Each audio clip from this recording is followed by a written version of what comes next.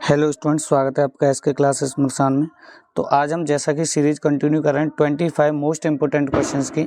तो उसमें अगला क्वेश्चन है क्वेश्चन नंबर 3। बहुत ही इंपॉर्टेंट क्वेश्चन है, इस क्वेश्चन को ध्यान से देखना। चैप्टर 2 का क्वेश्चन है ये, और क्वेश्चन जो सेकंड वाला था वो भी चैप्टर 2 से था, ये भी चैप्टर 2 से है। इस क्वेश्चन को बड़े ध्यान से पढ़ना क्योंकि बहुत ही इंपॉर्टेंट क्वेश्चन है। अगर ये क्वेश्चन पूछा जाएगा तो आपसे कम से कम 3 या 4 नंबर में पूछा जाएगा। पिछला क्वेश्चन भी बहुत इंपॉर्टेंट था जो कि 3 या 4 नंबर में पूछा जा सकता है। यहाँ से ये दोनों क्वेश्चंस बहुत ज़्यादा इंपॉर्टेंट हो जाते हैं इस चैप्टर से। आइए थोड़ा देखते हैं इसको। तो पहले क्वेश्चन को रीड करेंगे। यदि द्विघात बहुपद k-1 x square plus kx plus 1 के शून्यक में से एक शून्यक -3 है तो दूसरे शून्यक का मान ज्ञात कीजिए। यानी आपको एक शून्यक दे दिया है, दूसरा पूछ लिया गया है, ठीक है। एक शून्यक का मान यानी -3 दे रखा है और दूसरा आपसे दूसरा शून्यक पूछा है। तो थोड़ा सा बड़ा क्वेश्चन हो जाता है क्योंकि यहाँ पहले आपको k का मान निकालना पड़ेगा। देखो, अगर एक शून्यक -3 है तो आपको x की जगह पर -3 रखना पड़ेगा, ठीक है। जैसे मान लो अगर आपको px दे रखा है ये बराबर k-1 का x square plus kx plus 1, तो आपको रखना पड़ेगा x की जगह पर -3 यानी p-3 रखना पड़ेगा। अब जहाँ x है वहाँ आपको रखना है -3, तो k-1 x स्क्वायर यानी -3 का square plus k into x यानी -3 प्लस 1, ठीक है। आई होप आपके समझ में आ रहा होगा।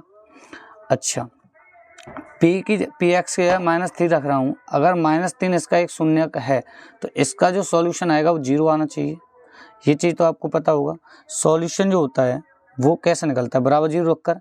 अगर -3 इसका एक हल है, एक शून्यक है, तो इसकी जो वैल्यू होगी वो 0 होनी चाहिए। -3 रखने पर इस पूरे बहुपद की वैल्यू जो है 0 होनी चाहिए, तभी तो उसका हल है, तभी तो उसका शून्यक है।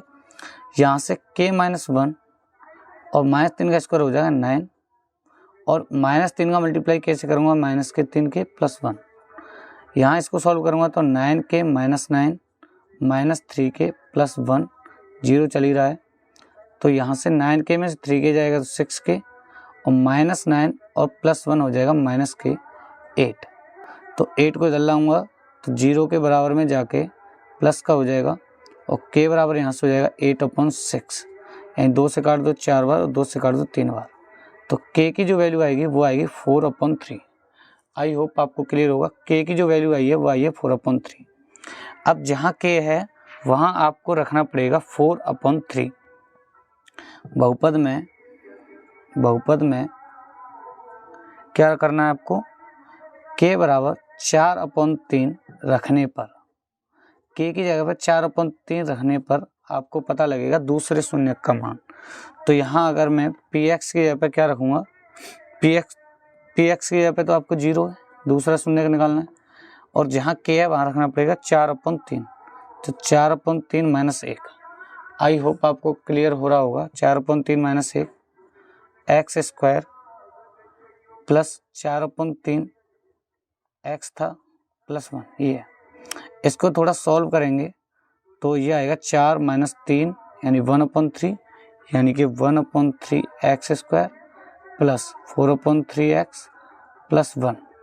अगर मैं इसको एलसीएम यानी लासापा लेके सॉल्व करूँगा तो ये आपका आएगा, या फिर मैं एक काम कर सकता हूँ, यहाँ से 1/3 कॉमन निकाल लूँ तो यहाँ बचेगा x square plus 4x plus 3, या फिर आप एलसीएम यानी लासापा लेके भी इसे सॉल्व कर सकते हो। तो यहाँ से पता लगता है कि अंदर 1/3 यहाँ गुणा कर रहा है, इधर आके 0 में 0 हो जाएगा, तो अंदर बचेगा x square plus 4x plus 3। अब इसका अगर मैं गुणन करूँ यानी गुणा करके 3 लाना है, जोड़ के 4 लाना है, 3 एकम 3, 3 और 1 जोड़ के 4 आ जाएगा, गुणा करके 3 आ जाएगा, तो x square plus 3x plus x plus 3। तो यहाँ से x कॉमन लूँगा तो x प्लस 3 बचेगा, यहाँ से प्लस 1 लूँगा तो x प्लस 3 बचेगा, ठीक है। तो एक हो गया यहाँ से x प्लस 1 और एक हो गया x प्लस 3, बराबर में आपकी 0 है। तो x प्लस 1 बराबर 0 रखूँगा तो x बराबर आ जाएगा -1, और यही आपका दूसरा शून्यक है और यही आपका आंसर होगा। x बराबर -1 आपका दूसरा शून्यक होगा। आई होप आपके समझ में आया होगा। सबसे पहले आपको एक शून्यक दे रखा था, उसको आपने x से रखा तो k का मान आया 4/3। अब k का मान दोबारा बहुपद में रखा तो वहाँ से आपके दोनों शून्य का आगे x बराबर -1 और x बराबर -3। -3 पहले से ही था तो x बराबर -1 आपका दूसरा होगा। आई होप आपके समझ में आया होगा। वीडियो अच्छी लगी तो वीडियो को लाइक करें, दोस्तों के साथ शेयर करें। ऐसी वीडियो देखने के लिए चैनल को सब्सक्राइब कर लें। मिलते हैं नेक्स्ट वीडियो में।